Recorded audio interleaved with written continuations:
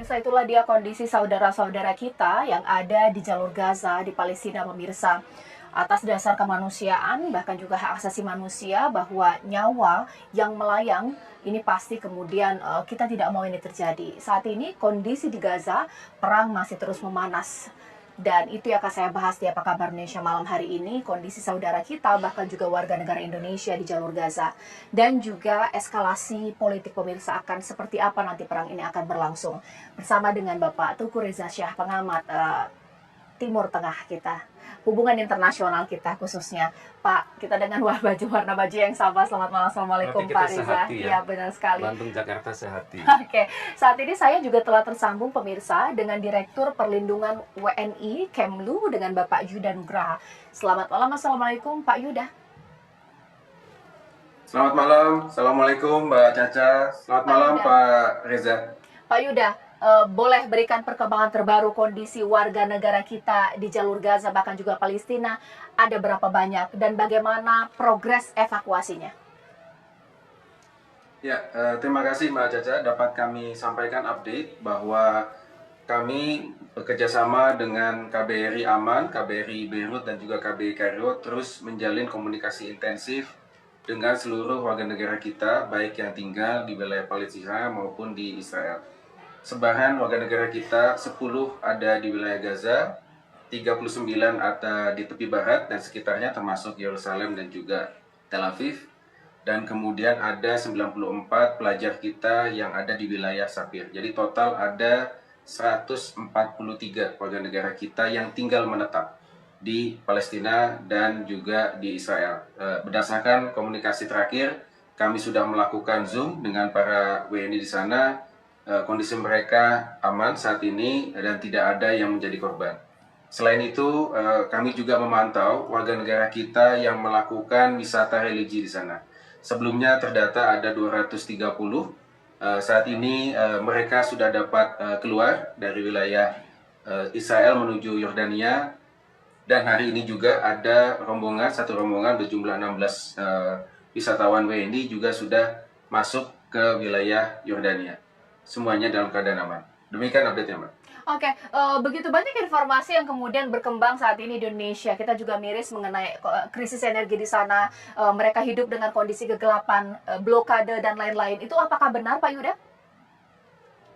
Ya, benar, Mbak. Jadi utamanya wilayah yang paling parah adalah Gaza, karena hingga saat ini Israel terus melakukan bombardir terhadap wilayah Gaza dan juga melakukan blokade, baik itu memutus jaringan listrik, air, dan juga blokade pasokan logistik. Ya. Namun untuk WNI kita, tadi baru saja kami berkomunikasi dengan WNI kita yang di sana, mereka masih memiliki pasokan persediaan makanan yang cukup.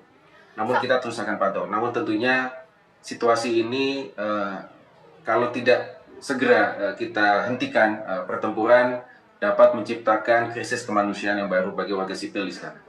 Stok makanan dari warga negara Indonesia kita sampai bisa bertahan berapa lama, mengingat kondisi tidak menentu apakah blokade akan dibuka, Pak Yuda?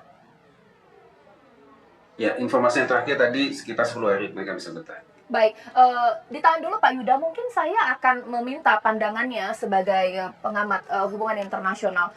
Dengan kondisi seperti ini, Israel lagi gencar-gencarnya menunjukkan alutsista terbaiknya, melakukan serangan-serangan. Hamas pun juga melakukan hal yang sama. Mungkin tidak ini sedikit melunak, karena warga negara kita masih di sana, Pak. Enggak. Hari ini judul kita Hamas menyengat, Israel babak belur. Besok barangkali Hamas menyengat, Israel balas dendam. Karena dahsyat sekali itu jawaban yang Hamas berikan selama seminggu terakhir. Itu sama sekali tidak pernah terpikirkan oleh Israel. Dan saya setuju dengan pendapat Pak Jubir dari Kemenlu bahwa memang tanggung jawab kita melindungi segenap bangsa Indonesia, tumpah darah Indonesia dengan cara apapun di luar negeri. Saudara-saudari kita harus dipulangkan. Kemudian kalau ini berlanjut, dunia diam saja, yang terjadi adalah genosida atas atas peradaban Palestina. Kalau ini sudah terjadi, itu perang akan semakin dahsyat. Karena bagaimanapun solidaritas Arab itu pelan-pelan sudah mulai terbentuk. Mereka sudah melihat kan, bahwa ternyata Israel itu tidak super betul kan. Dom yang mereka anggap itu sakti ternyata ternyata bisa juga dilewatin begitu. Dan ternyata dalam suatu perang terbatas seperti ini, ya ternyata semangat itu lebih bergiroh daripada teknologi yang digunakan. Semangat untuk mempertahankan mereka menganggap ini wilayah mereka kan, tanah air mereka Palestina. Ini suasananya persis seperti 10 November di Surabaya itu, di mana masyarakat yang lemah tapi girohnya kuat, mereka membentuk persatuan sedemikian rupa sehingga pada saat itu tentara sekutu babak belur. Kalau sekarang kita masih harus lihat secara sistematis, karena dengan berjalannya hari itu masyarakat Palestina itu semakin terpuruk, kemudian akan terlahir hal-hal yang aneh-aneh, misalnya penyakit menular, kemudian solidaritas antar kelompok yang semakin meredam, yang semakin menurun, dan kemudian juga mereka semakin papa kan. Air nggak ada, listrik nggak ada, kemudian hubungan antar sesama mereka untuk mandi cuci itu sudah tidak bisa, itu dahsyat sekali. Oke, Pak Reza, nanti saat lagi saya akan tanya kepada Bapak, bahkan juga Pak Judah, bahwa kemarin semalam tepatnya saya berbincang dengan juru bicara Hamas di Iran, pemirsa, bahwa pertanyaan saya, optimis tidak sih Hamas akan memenangkan perang kali ini melawan dengan Israel? Mereka mengatakan insya Allah. Itu berarti seperti apa? Apa end game dari perang antara Hamas dan juga Israel saat ini, pemirsa? Butuh berapa ribu korban jiwa, pemirsa, sesaat lagi. Ya, sekarang saya akan ke Pak Yuda. Ini mungkin pertanyaan terakhir untuk Pak Yuda. Kita tahu bahwa eskalasi konflik ini masih akan bisa berlangsung, mungkin 10 hari ke depan juga akan berlangsung. Adakah opsi untuk mengeluarkan warga negara Indonesia di Gaza lewat jalur-jalur mungkin terowongan? Kita tahu bahwa itu ada di sana. Seperti apa, Pak Yuda? Ya, Mbak. Kami terus berkoordinasi intensif dengan KBRI Aman, Kairo, dan juga Beirut. Kita telah menyusun rencana kontingensi, termasuk juga skenario rute evakuasi. Kami juga sudah sampaikan kepada para WNI mengenai rencana kontingensi tersebut, proses evakuasinya, dan opsi-opsi yang ada. Namun tentu khusus ya, ini secara khusus di wilayah Gaza ini memang sangat sulit situasinya saat ini. For sure, ketika kita melakukan proses evakuasi, jalur aman evakuasi harus tersedia. Kuncinya adalah melakukan jeda kemanusiaan. Koridor kemanusiaan itu harus terbuka agar warga negara kita tidak menjadi sasaran. Nah, dalam hal ini Ibu Menlu telah melakukan komunikasi langsung dengan Presiden ASEAN di Jenewa, meminta agar ASEAN berperan membangun koridor kemanusiaan tersebut. Bu Menlu juga menghubungi Menlu Filipina untuk meminta bantuan kerjasama evakuasi, karena Filipina memiliki kedutaan di Tel Aviv, dan kita juga pernah membantu Filipina dalam berbagai macam krisis seperti di Yaman, di Kabul, dan terakhir di Sudan kita pun membantu evakuasi warga negara Filipina. Pak, tapi untuk memasukkan makanan gitu di sana memang sangat sulit atau seperti apa, Pak? Di blokade, Mbak. Jadi jalur logistik memang ditutup oleh Israel menuju ke wilayah Gaza.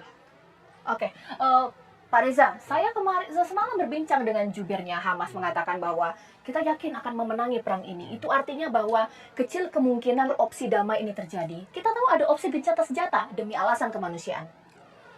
Saya pikir Israel tidak akan menjawab gencatan senjata sampai sampai tuntutannya semua terpenuhi. Saya nggak tahu tuntutannya akan seperti apa. Karena yang terjadi sekarang adalah Israel sedang melakukan recovery jangka pendek.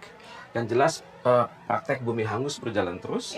Kemudian sisa-sisa prajurit Hamas yang ada di wilayah perbatasan itu harus diselesaikan dengan cara Israel. Pada saat yang sama Israel berusaha juga memantapkan kontak-kontak diplomatik dengan negara-negara yang sudah ada di wilayah Liga Arab tersebut. Jadi kita tahu bahwa ya sudahlah, damai saja, mereka berbagi dengan wilayah yang sama tanpa ada konflik. Mungkin tidak sih Indonesia salah satu yang ini kemudian mendorong ke arah sana? Two-state solution itu sudah dibahas sejak lama ya. Kita berulang-ulang mengatakan itu. Kemarin Rusia mengatakan itu, Cina mengatakan itu. Tapi bagaimana two-state solution itu? Apakah seperti tahun 1948, tahun 67, atau tahun 2005? Israel nggak mau ngotot. Kalau perlu seluruh wilayah itu, bahkan dari Efrat sampai Tigris, berada di bawah pengaruh Israel. Kita tunggu nanti bagaimana ini akan bergulir pemirsa. Pak Reza terima kasih, bahkan juga Pak Yuda. Pemirsa nanti kita tunggu bagaimana kemudian informasi terbaru langsung dari sana. Tapi sebelumnya saya akan mengecek terlebih dahulu pemirsa, karena ada informasi terbaru bahwa Syahrul Yassin Limpo sudah dijemput paksa oleh KPK pemirsa, dan informasinya saat ini sudah berada di gedung KPK. Saya mencoba untuk menghubungi rekan kami Aldo yang saat ini sudah sudah berada di KPK pemirsa.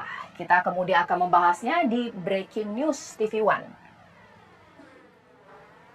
Anda masih bersama kami di Apa Kabar Indonesia Malam pemirsa, dan kami akan mengajak Anda kali ini untuk melihat secara lebih detail, lebih rinci lagi mengenai bagaimana sebenarnya sejarah panjang perjalanan dari perang yang bisa kita katakan yang terjadi di Palestina, antara Palestina dan juga Israel dan juga kelompok-kelompok yang ada, termasuk melihat bagaimana kekuatan militer dari kedua pihak ini bersama dengan Pak Tengku Reza Shah, pengamat hukum internasional, sudah bersama kita. Selamat malam Pak Reza. Kita masih lanjut lagi untuk membahas mengenai hal ini. Kita akan tampilkan dulu pemirsa untuk Anda informasi tentunya yang sudah kami siapkan untuk Anda. Kita akan melihat sebenarnya bagaimana sejarah perjalanan dan juga jumlah korban dari konflik Hamas Israel yang terbaru. Ini juru bicara Angkatan Bersenjata Israel atau IDF, Letnan Kolonel Jonathan Conricus. Korban tewas akibat serangan Hamas bertambah menjadi sedikitnya 1.200 orang, dan mayoritas dari korban tewas adalah warga sipil. Militer Israel ini mengklaim 1.500 jasad militan Hamas ditemukan di wilayahnya. Ini adalah pernyataan dari juru bicara Angkatan Bersenjata Israel atau IDF mengenai kondisi terbaru, kondisi terakhir dari jumlah korban yang kemudian timbul dari konflik antara Hamas Israel. Dan kami hadirkan juga untuk Anda pemirsa, inilah perjalanan dari konflik yang terjadi antara Israel dan Palestina pada tahun 1917. Palestina lepas dari kendali Ottoman dan dikendalikan oleh Inggris. Dan selanjutnya kita akan melihat perjalanan setelah dari 1917, apa yang kemudian terjadi. Nah, kemudian di 5 hingga 10 Juni 1967, perang 6 hari, dan Israel menguasai Yerusalem, kemudian kawasan tepi barat, Sinai, Gaza, dan dataran tinggi Golan. Dan berikutnya pemirsa, kami juga akan hadirkan untuk Anda perjalanan dari konflik Israel-Palestina yang cukup panjang. 1980, Israel mendeklarasikan seluruh wilayah Yerusalem sebagai ibu kotanya. Kemudian pada 6 Desember 1987 hingga 1993 terjadi pemberontakan Intifada pertama dimulai.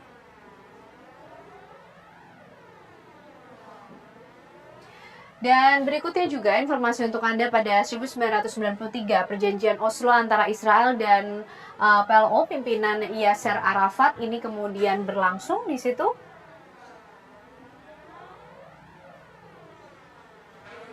Dan perjalanan berikutnya pada 11 Juli tahun 2000, Presiden Bill Clinton menggagas pertemuan Israel dan Palestina di Camp David. Baik, Pak Reza, kalau kita melihat perjalanan dari konflik yang terjadi antara Israel Palestina cukup panjang, kalau terhitung juga sudah sampai 75 tahun ya Pak ya. Kemudian apa yang bisa kita tandai atau kita lihat dari poin-poinnya? Apakah memang betul tidak ada upaya-upaya perdamaian selama ini yang berlangsung, itu seperti apa Pak Reza?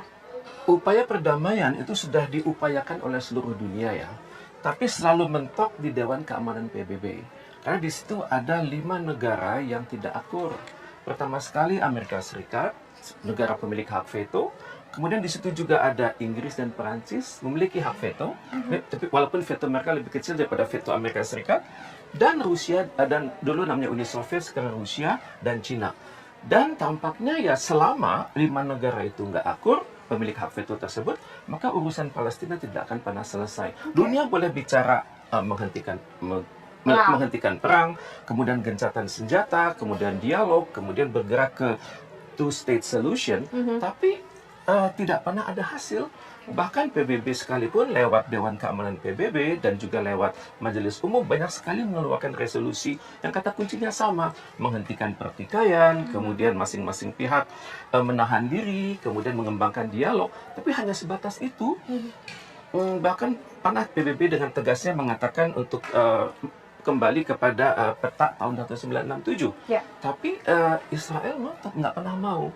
Jadi ini yang membuat konflik itu berlarut-larut. Baik. Jadi selama PBB belum direstrukturisasi, Nampaknya akan menemui akan jalan seperti buntu. itu, betul. Oke, Akan seperti kita itu akan terus. coba kembali lihat Pak Reza, ini juga timeline dari konflik Israel-Palestina. Tadi terakhir 11 Juli 2000 Presiden Bill Clinton menggagas adanya pertemuan Israel di Camp David, kemudian 28 September 2000 Intifada kedua pecah, dipicu adanya kunjungan Ariel Sharon ke Temple Mount. Nah, kemudian pemirsa, sebagai informasi dan pengetahuan juga untuk Anda, bahwa pada tanggal 28 Maret 2002, inisiatif perdamaian ini kembali diusulkan Pangeran Abdullah di KTT Beirut. Dan berikutnya, perjalanan dari konflik Israel-Palestina ini pada tahun 2007, KTT Riyadh menyetujui inisiatif perdamaian Arab dan solusi dua negara.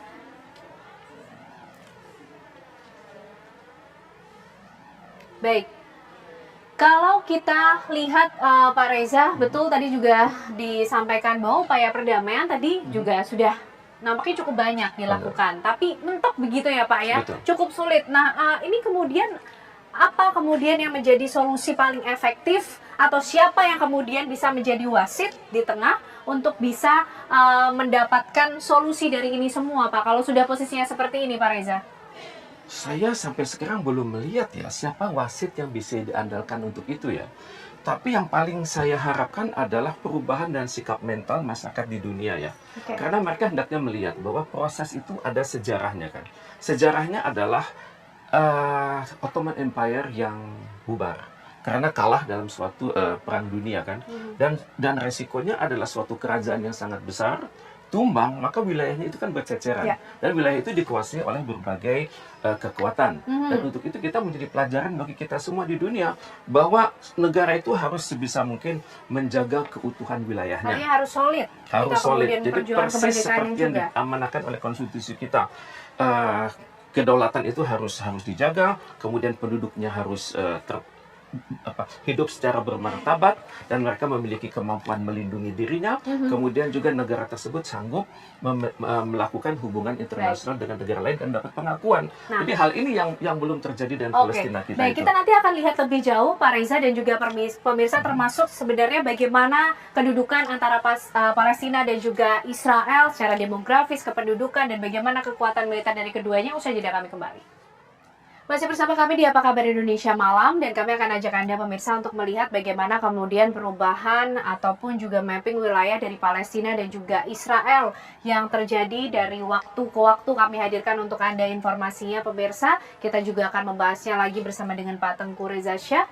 Inilah wilayah Palestina dari masa ke masa. 100% wilayah merupakan tanah milik warga Palestina, dan kemudian organisasi Zionis Dunia didirikan tahun 1897 di Basel, dan deklarasi Balfour menyetujui pendirian Rumah Nasional Orang Yahudi di Palestina. Ini berlangsung 1897 hingga 1917. Dan ini kira-kira adalah gambaran pemetaan dari wilayah Palestina. Dan kalau Anda lihat pemirsa, pada warna biru terlihat 10% wilayah telah dibayar pemukim Yahudi. Kemudian 90% yang berwarna hijau ini masih dikuasai oleh warga Palestina. Inilah kami hadirkan perubahan atau penampakan dari wilayah Palestina sendiri. Kemudian kalau Anda lihat sekarang warna biru sudah semakin banyak. Ini di tahun 1947 Sidang Umum PBB memprakarsai pemisahan Palestina Barat menjadi dua negara pada saat itu. Jadi Anda bisa melihat perubahannya, dan pada 1948 sampai 1949 blok berwarna biru lagi-lagi bertambah. Perang Arab Israel menyebabkan Palestina terbagi menjadi 3 wilayah pemirsa, dan 77% wilayahnya dikuasai oleh Israel.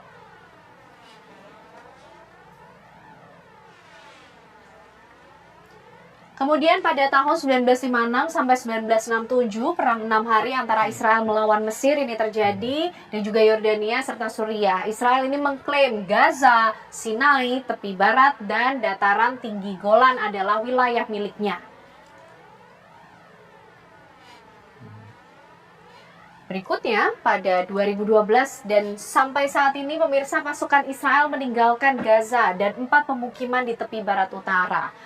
Wilayah tepi barat dikuasai oleh Palestina. Baik Pak Reza, kalau kita lihat ternyata memang nyata perubahan penguasaan wilayah dari waktu ke waktu yang terjadi antara Palestina dan Israel.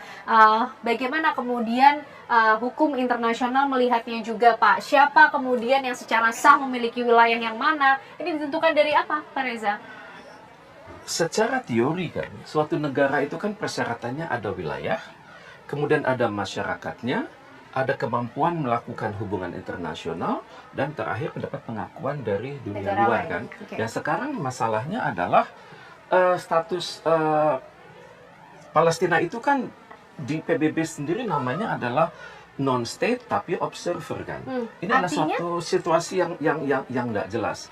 Jadi kira-kira dia bisa memiliki kedutaan besar di seluruh dunia, dia bisa ikut dalam berbagai konferensi internasional, tapi secara de facto dia tidak memiliki kemampuan untuk mempertahankan diri, kemampuan untuk mengikat perjanjian-perjanjian internasional. Ini kan terlihat sekali kan pada saat Ibu Retno kita berkunjung ke Ramallah kan, membangun atau meresmikan konsulat kehormatan Indonesia kan, beliau nggak bisa masuk kan, karena ada otoritas Palestina kalah wibawa dengan tentara pendudukan Israel. Oke. Jadi itu yang membuat Palestina itu disebut negara kelak, tapi secara kenyataannya dia tidak bisa, banyak kekangan yang diberikan oleh Israel atas Palestina, dan Palestina tidak bisa berbuat apapun. Oke. Jadi ini yang membuat statusnya ya non-state di PBB, Observant tapi state. observer. Oke, nah Pak Reza, dengan konflik yang berkepanjangan dari waktu ke waktu, bahkan hingga saat ini Pak Reza, ini juga dikatakan sebagai suatu konflik yang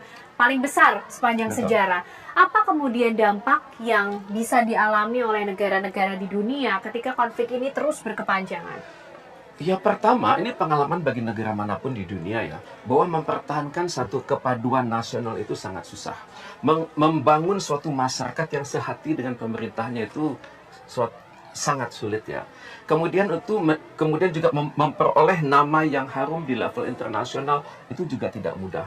Dan juga selanjutnya adalah negara itu hendaknya mampu menjaga batas-batas teritorinya dengan sangat baik sehingga tidak bisa diganggu oleh kekuatan manapun. Ini belajar dari pengalaman yang minggu lalu. Ya semua negara di dunia di benua manapun hendaknya mereka memiliki kemampuan untuk melindungi wilayahnya dengan sangat baik sehingga tidak mudah terganggu oleh anasir-anasir dari luar maupun anasir-anasir dari dalam yang mengganggu stabilitas negara tersebut. Kita di Indonesia mewaspadainya lewat ide ancaman, tantangan, hambatan, dan gangguan. Oke, baik. Pak Tengku Reza Syah, pengamat hukum internasional, terima kasih sudah bergabung bersama kita malam hari ini, memberikan pengetahuan dan juga melihat bagaimana konflik antara Hamas dan juga Israel dari sisi hukum internasional. Terima kasih sekali lagi Pak Reza. kasih. Caca, itu tadi pembahasan kita untuk melihat dari perspektif hukum internasional mengenai kedudukan dari kedua belah pihak ini. Betul sekali, setidaknya masyarakat Indonesia yang menonton Apa Kabar Indonesia malam ini terjelaskan, kita sudah membahas bahkan dari data-data dan juga mungkin eskalasi konfliknya.